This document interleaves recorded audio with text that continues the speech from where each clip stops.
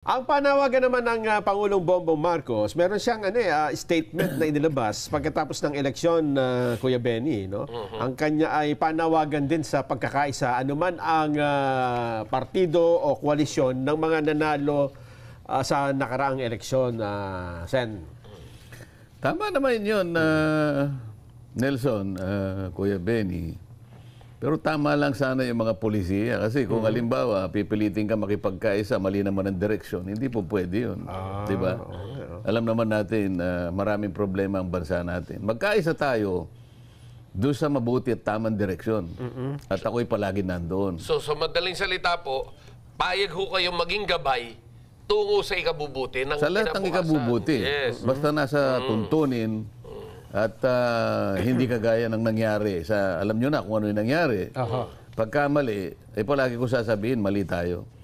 Hindi mo ako mapipilit na sumama sa isang paglalakbay na walang patutunguhan. Palagi tayong ang tinitingnan natin.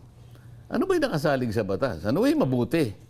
Doon tayo magsimula. Kung ano yung batas, sundan natin yun.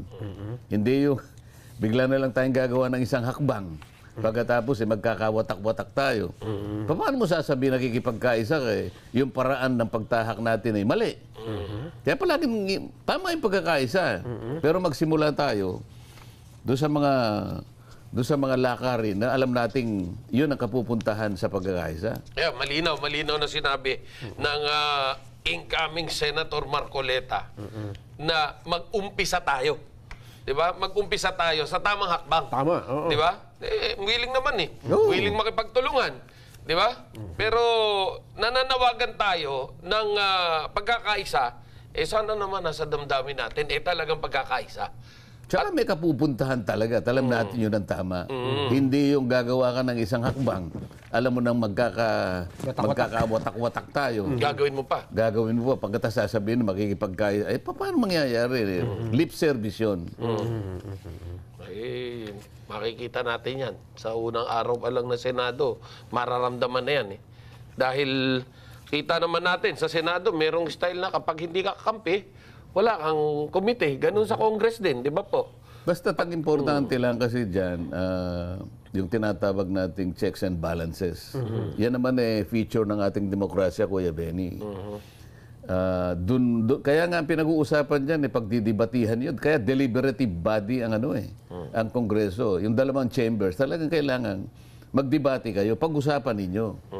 Hindi yung gagawa ka ng isang bagay, hindi nga nabasa yung impeachment complaint, pipilitin mong pumirma. Saan ka naman nakakitang ganun?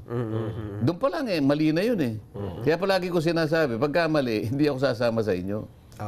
Ngayon, pagka puro tama, pipiliin natin alin ang mas tama. Yung kaya nga papasok ang debate dyan Ano po nakikita ninyo sa magiging... kasi medyo may idea na kayo tungkol sa mga personality na makakasama nyo sa Senado ngayon. Andyan nagbabalik ang mga Senador Kiko Pangilinan, Bam Aquino, tapos Panfilo Lacson, di ba? Yeah. Ano sa tingin ninyo ang magiging takbo ng Senado? Alam mo, sa akin, dahil umpisa ko pa lamang makasama naman sila sa actual na pagtatrabaho, kasi kung tatanungin mo ako yung chamber na aking pinanggalingan, marami akong mapagkukumparahan doon. Alam ko ng dynamics doon. Ang nakikita ko lamang na pwede kong pagbasihan na indikasyon, yung pagiging miyembro ko ng Commission on Appointments, sapagkat yun ay palaging sa Senado ginaganap. 2 beses ako nakasama sa Commission on Appointments. At dyan makikita mo yung dynamics. Yes.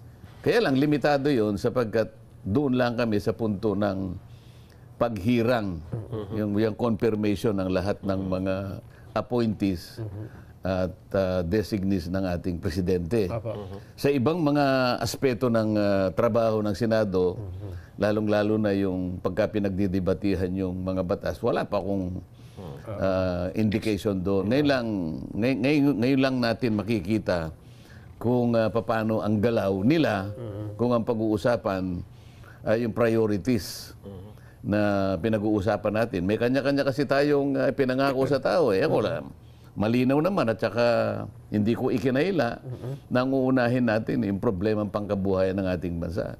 Na pwede kong iuna sa pamagitan ng pagpapatawag siguro ng depende kung anong komite siguro ang may bibigay sa akin.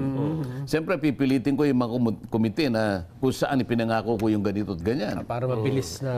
Oo, kung kinakailangan tao. mabilisan, makuha natin yung... Kasi hindi po pwedeng patagalin yung problema pangkabuhayan. Totoo. Tingnan mo, yung kinikita ng tao ngayon, hindi makayang habulin yung yung taas ng presyo ng bilihin. Yeah. Kaya kung makikita mo ngayon, ano yung naiwanan namin ngayong Congress na to, naipasa, di ko alam, nasa second reading pa lang, debate-debate, yung legislated wage increase. 200 ang pinanukala ng mababang kapulungan, 100 naman yung sa kabila. Senado. So, palagay ko matatapos ang 19 Congress, hindi may sasakatuparan nito kasi nasa second reading pa lang, wala pa sa third reading. Palagay mong pag-resume namin, napunta sa third reading at alimbawa gustong madaliin talaga para lang makahabol talaga yung kita doon sa presyo ng bilihin. At sinabi ng isa halimbawa, o sige, huwag na tayo magdebate tungkol dito, i-compromise natin. Alin ang gusto ninyo, yung version nyo, version namin, baka sakaling may habol. So 200 sa amin, 100 sa kanila, hindi ko nga kung tatanungin nyo, sige 150 na lang. Halimbawa, ganun. Hindi ideal yun Pero para lang makahabol. Para lang makahabol. Kasi wala namang ideal dito. May pros and cons din ito Kaya sa nakikita ko kasi, na hirap talaga para habulin yung presyo. Yun lang ang nakikita kong paraan.